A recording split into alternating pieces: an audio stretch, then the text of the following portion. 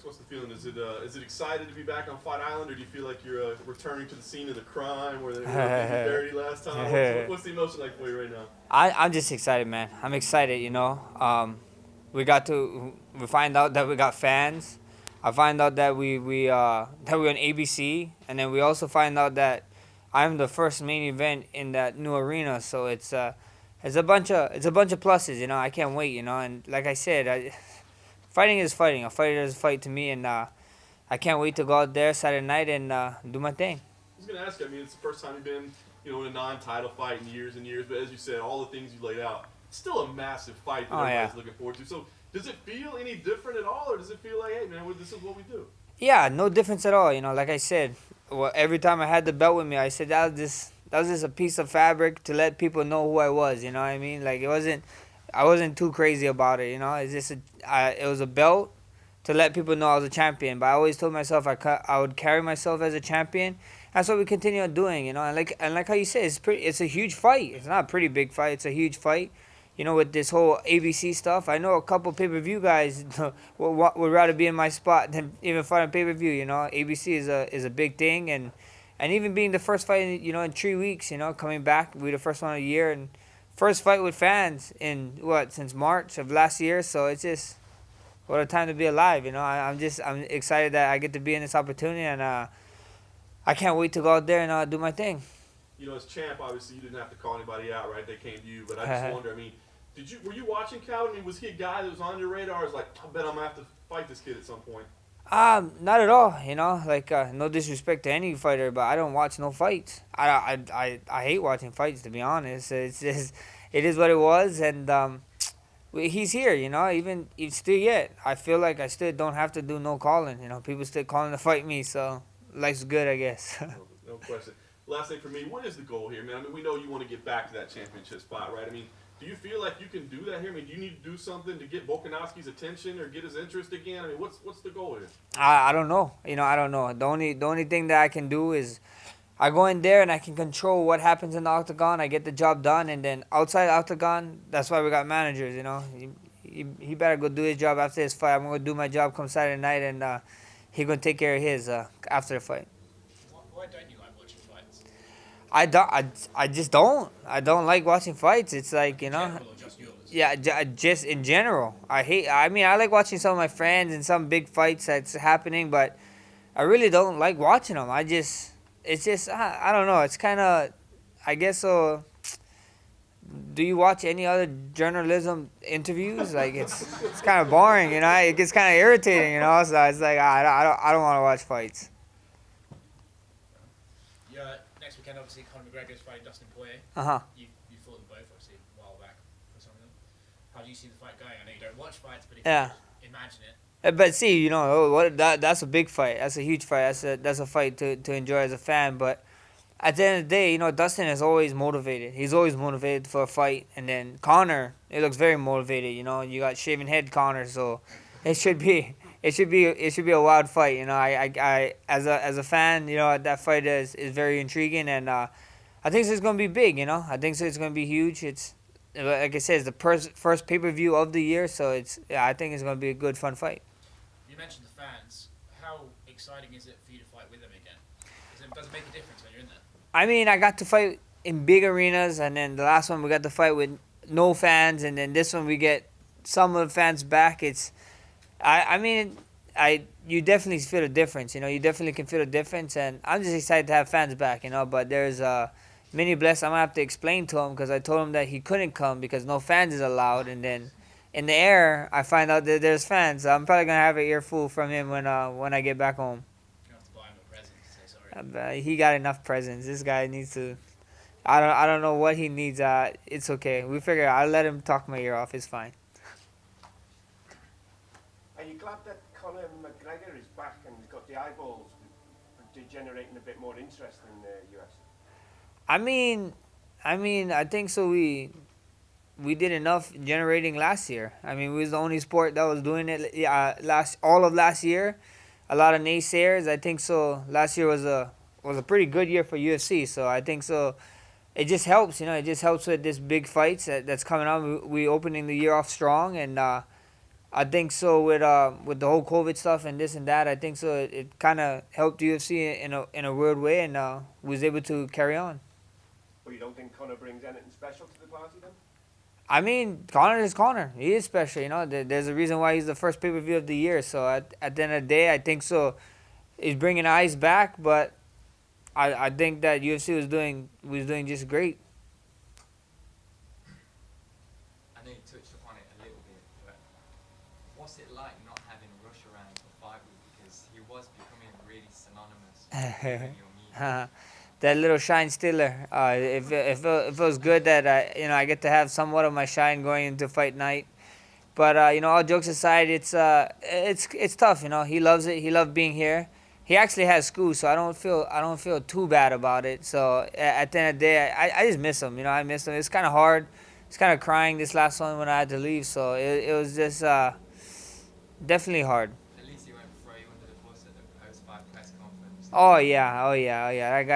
That guy got a fast lip. So How's your Twitch going? You still playing lots of Warzone? I'm on Facebook Gaming now. Facebook fb.gg/MaxHollowayOfficial. Come on through. I mean, we don't really talk about MMA, so if any of you guys come in and you guys are gonna get banned a bunch. I promise you. My mods over there, they don't play around. They're like, any fight talk, we let you guys know like 1-2 times, and then it's the ban hammer. So yeah, I'm over on Facebook Gaming now, and it's been going good. It looks like I didn't bring no gaming system up here, but it looks like actually I did it at the best time, because right now there's this gun called the DMR. Yep. So it's called the DMR zone right now. It's tough, and then I just see my friend them. I watch all my friend them stream, and the damn stim glitches is back, and the unlimited flash stun glitches is back. I'm like, man, I'm not missing nothing. So it's a great time to be off of Warzone. That's awesome, man. In an ideal world, how many fights do you want this year? I would love to fight. I would love to fight 3 times, like how I usually fight in a year. You know what I mean? I'm fighting in January. I'm starting the year off, so I can't wait. There's summer, and then hopefully a December card. This year. So at the end of the day, first things first. We got Kelvin.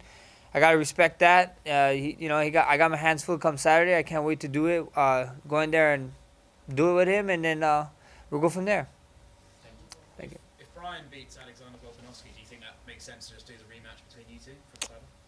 Yeah, we see what happens. Like I said, first comes first. I got Kelvin. I gotta go ahead, do my job, and we see after that. How do you see that fight between Brian and Alex going?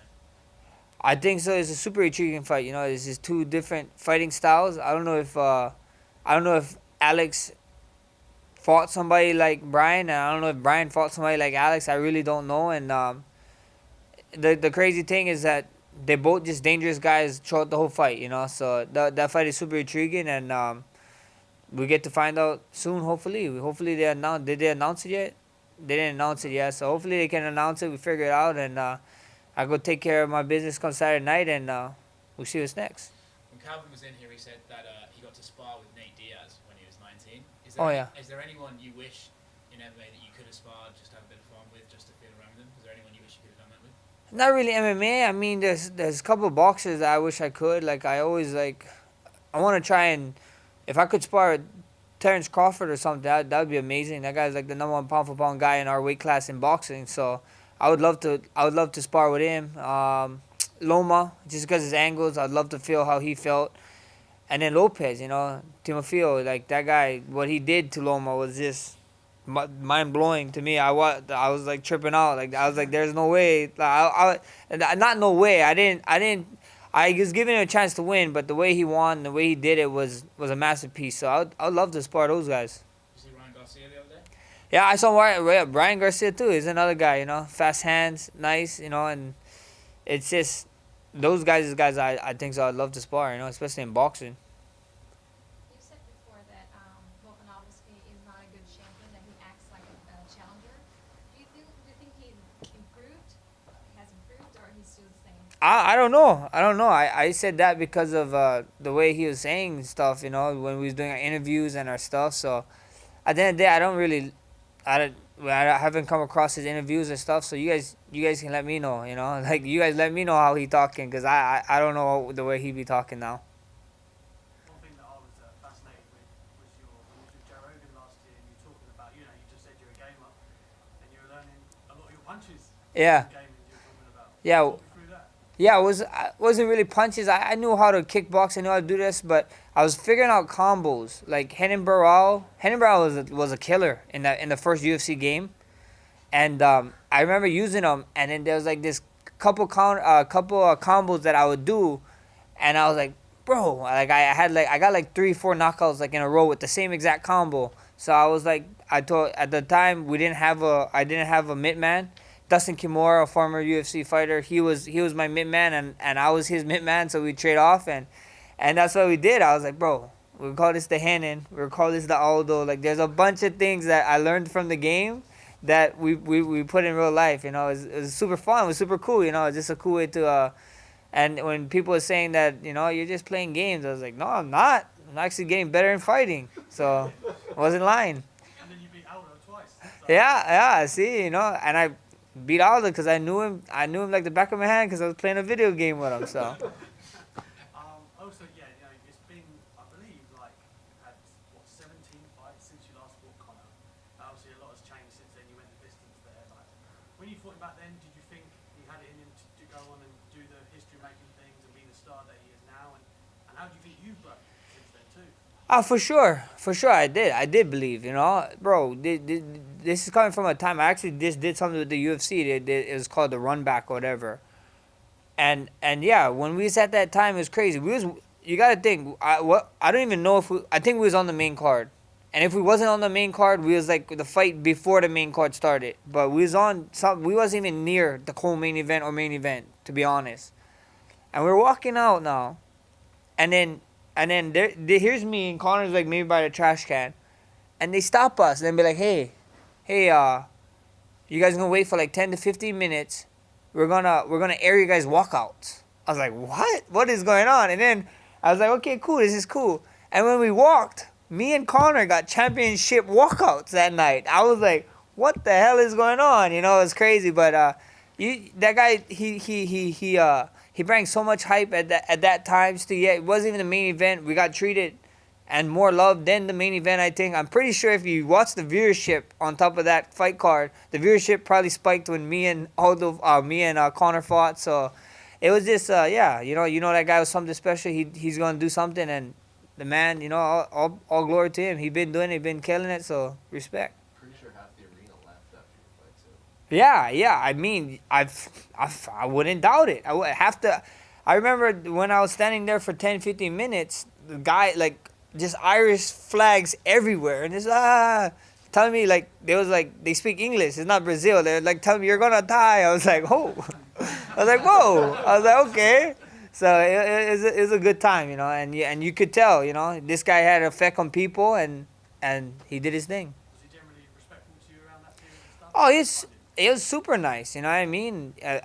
If I had to, I guess he was super cool, you know. I mean, like, the dude, like, we'd get in each other's face for weigh-ins, but like right before the weigh-ins, we're in the back standing next to each other because you're like this, you know, before you walk out, and he's like, hey, and then I told him, hey, nice shorts, and he was like, yeah, you too. Like, we had some cool looking shorts on at the time. He was like, and then that's it, you know. The dude is a good guy. I just have to ask as well on that note. We talked about Volkanovski and those bouts. Is there any part of you that thinks about lightweight ever again? We see what happens, you know. We see it I never say never. Like I said, you guys know I've been calling out DC forever. The guy just bought a new house, and it looks like a castle. He called me to show me up his castle house, and I'm like, yeah, this guy gonna be running out of money very soon. So I'm gonna still keep on harassing him. You know, weight doesn't matter. You know, baddest man on the planet, he can get it. 55, 170, 180, whatever weight it is. If you want to be the best, you want to be the number one pound for pound guy, you should be willing to fight whoever. That's what I believe. You mentioned how big a show it was fighting Conor back then. Would you like to rematch him now, even if he has a shaved head? Would you still like to? Yeah, even a competitor. You know what I mean? I'm a competitor. I want to compete. You know, people consider him one of the best guys in our sport. You know what I mean? To today, And I can't wait. You know, as a competitor, I'd love to. That was one of the fights that would like intrigue me. And like you said, like, we fought so long time ago. You know, and he knows that too. So at the end of the day, like I said, though, first thing first, we got cater, and then we figure it out after this. What about when they gave him the poster at the press conference? Like, now it's been years have gone by, you were respectful, but you're sitting there at a press conference, they give him his own poster. Oh yeah, see, like he did that. I totally forgot he did that. What did you think about that? You're like, what the hell's going on? They're giving this guy his own poster. Yeah. Who was it? I think I was sitting next to someone. I don't know who I was sitting next to, but I think so when you see the reveal, I turned to somebody. I was like, holy shit. I told someone, like, you know, excuse my language, but I told someone that was sitting right next to me because that was at the presser, you remember? And I was like, what the hell is going on? I was like, wait, we got a surprise, you know? Like, they didn't tell us what it was, and it was a poster. Like, what the? Like, It was just him. I was like, bro, they should have just had Conor up there by himself, you know what I mean? So it was good, you know, like that. And those things, I totally forgot about that, but you know that this guy had something, you know what I mean? He had something. I don't know what it was yet. He had something, and he proved it. Circling back to a comment you made earlier, you said that you don't watch fights. Why in particular do you not watch fights and keep up to date? Just I mean, distance yourself from it, or? yeah, I mean, I get, I don't know how to say it.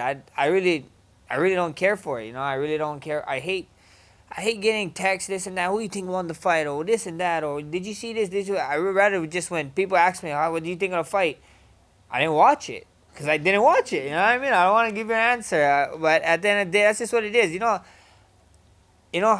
how much people come to my, like, sometimes I stream during fights. Like, I'm playing games, video games. I stream. They're like, you're not watching the fights. I'm like, I don't know. You see my video game playing right now, bro? Like, I'm playing video games right now, my man. I just don't like it. But does that change? Obviously, you've got a fight coming up. Does that change when you're preparing for a fight, or do you just leave it to your team to devise a plan? I watch some tape when it's time to watch tape. I watch some tape here and there, but then I put most of the work on my coaches. You know, they see something. I trust them a lot. I watch a little bit to try to get a feel of it, and then see what they kind of say, and then that's it. You know, I love watching tape. You know, I love breaking down a fighter, but watching it live and stuff, it is a whole ordeal. Whenever, like, if I do watch fights, I'm mainly by myself, because if I go somewhere else to a party, it's like, what you think about that round? What you think of it? What is that? You know, it's like 101 questions, so it's the worst. And on the tape that you have seen of Calvin, what did you make of his performances against Ige and Jeremy Stevens? I think he did good. You know, he was smart. Especially Ige, he actually went the 5-5s. And then with what's his name, Jeremy, he figured it out. You know what I mean? The first round looked like he's having a little tough time. Then he figured it out, landed a shot, and got to finish a guy who hardly ever gets finished. You know, so, you know, respect to him. And I can't wait. You know, that's the things that excite me. You know, this guy looks promising, and I can't wait to go out there and do my thing. Besides gaming, do you watch TV at all? I understand that you don't like to watch fights, but Yeah. do you turn on the TV at some We don't.